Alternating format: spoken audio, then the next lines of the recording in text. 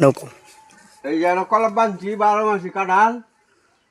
বাতের এই গাছ এই কাঁঠাল আয়া পড়ছে দুটাতেই অর্ধেকটি নষ্ট হয়ে গেছে আর কয়টা আছে আল্লাহ রহমত কাঁঠালে কোনো কষ্ট নাই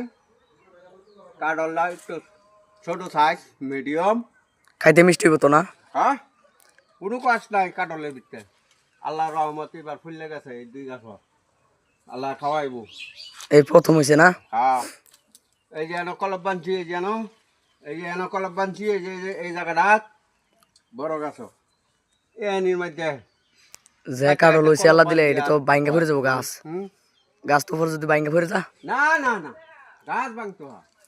আর ছোট গাছ হইলেও গাছ ভাঙতো না আল্লাহ রহমত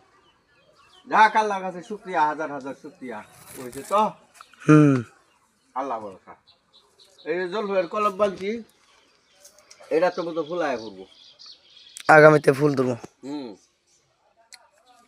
এটি খাদ্য বেশি তো এলাকা কলির ভাব দেখতাছি না